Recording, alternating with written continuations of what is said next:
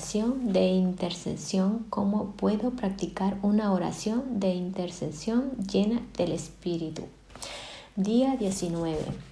¿Por qué deberíamos orar por otras personas? Ellen G. de White dice: debéis trabajar por las almas con mucha oración, porque este es el único método por el cual podéis alcanzar los corazones. Así, la oración de intercesión llena el Espíritu. Es el único camino para llegar a los corazones de las personas. Algunos testimonios refieren lo siguiente. Otra experiencia se refiere a una hermana germano-rusa.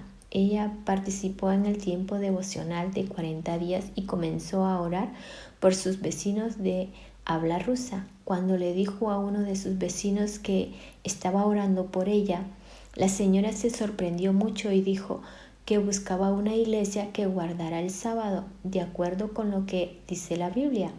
Esta dama y varios otros vecinos asistieron a las reuniones evangelísticas. 2 de ellos fueron bautizados. Mi compañero de oración hizo grandes avances en su fe. La oración intensiva se convierte en un hábito después de repetirlo durante los 40 días. Mañana, al menos 3 de las 5 personas por las que hemos estado orando vendrán el sábado de visitas. Discutimos lo que habíamos leído y luego oramos por 5 personas especiales. Tuvimos experiencias extraordinarias. Un joven por el que habíamos estado orando comenzó a interesarse en la fe y comenzó a hacer preguntas sobre Dios. Un pariente de mi compañero de oración experimentó la bendición de Dios cuando un problema se resolvió de forma repentina. Pude hablar sobre la fe con un compañero de trabajo, aunque pensé que era completamente imposible. Dios nos bendijo ricamente. Una hermana dijo, tras los 40 días de oración, después de una intensa oración, el Espíritu Santo trabajó especialmente en mi marido y lo trajo de vuelta a la iglesia después de muchos meses de ausencia. Dios puede hacer grandes cosas. Esta experiencia nos muestra que la oración, cuando está llena del Espíritu, nos da muchas más oraciones de intercesión contestadas. Jesús enseñaba sobre la oración de intercesión. Para poder explicar el tema de la oración de intercesión, Jesús contó la parábola de un hombre que recibe una visita inesperada muy entrada la noche. Lucas 11:5-8. No tiene nada para servir a su huésped, así que se apresura a ir a su vecino y le pide un poco de pan. Confía plenamente en que su amigo le ayudará. Y de hecho consigue pan. Jesús dejó claro que nosotros mismos no tenemos nada. Tenemos que recurrir a nuestro amigo divino para poder recibir el pan de vida para otras personas queridas. Entonces Jesús dijo, así que os digo, pedid y se os dará. Con esta frase nos lleva a su llamado grande, amoroso y urgente, que debemos a toda costa pedir el Espíritu Santo. El Espíritu Santo es también muy importante para nuestra oración de intercesión. Oren en el Espíritu Santo, oren en el nombre de Jesús. La palabra de Dios nos invita a orar en el Espíritu Santo, por lo tanto debemos orar imbuidos del Espíritu Santo. Eso es lo mismo que orar en el nombre de Jesús. Oramos en el nombre de Jesús cuando vivimos en completa entrega a Él y estamos dispuestos a seguir a nuestro Señor en todo. Hay grandes promesas para este tipo de oración. De cierto os digo, el que en mí cree, las obras que yo hago, Él también las hará, y aún mayores hará, porque yo voy al Padre. Juan 14:12. Todo lo que pidáis al Padre en mi nombre, lo haré, para que el Padre sea glorificado en el Hijo. Juan 14:13. 13:14. Si permanecéis en mí y mis palabras permanecen en vosotros, pedid todo lo que queráis y os será hecho. Juan 15:7. Cuando oramos con un compañero de oración, entonces tenemos una promesa adicional de Jesús en Mateo 18:19. Otra vez os digo que si 2 de vosotros se pone de acuerdo en la tierra acerca de cualquier cosa que pidan, les será hecho por mi Padre que está en los cielos.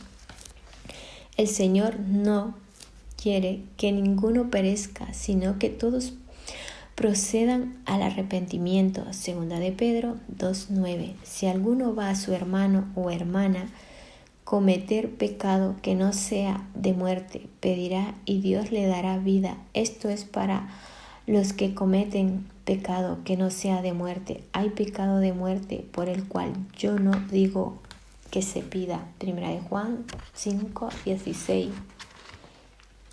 Promesas adicionales para nuestros hijos y familiares. Pero así dice Jehová, quizá el cautivo sea rescatado del valiente y el botín sea arrebatado al tirano. Pero yo defenderé tu pleito y salvaré a tus hijos. Isaías 49:25. Ellos dijeron, cree en el Señor Jesucristo y serás salvo tú y tu casa. Podemos encontrar en los libros de 40 días, volumen 1, 2 y 3 de Dennis Smith, en la introducción y visión general, más promesas para la oración de intercesión. Ver apéndice A, promesas para la oración de intercesión. La palabra de Dios se mantiene más firme que las montañas. Cuando Cristo está en nosotros y oramos utilizando sus promesas, podemos estar seguros de que el Señor responde a nuestras oraciones. Entonces esto aplica a nuestras oraciones también. Así será mi palabra que sale de mi boca. No volverá a mí vacía, sino que hará lo que yo quiero y será prosperada en aquello para lo cual la envíe. Jesús en Mateo 24:35. El cielo y la tierra pasarán, pero mis palabras no pasarán. Jesús en Mateo 24:35. Lista de oración. ¿Quieres que tus parientes, amigos y vecinos encuentren a Cristo? Entonces deberías comenzar una lista de oración e interceder regularmente por ellos. Puedes contar con la fiabilidad de la palabra de Dios y utilizar las promesas. ¿Con qué frecuencia debemos orar por ellos? Muchos cristianos sinceros tienen una extensa lista de oraciones de intercesión.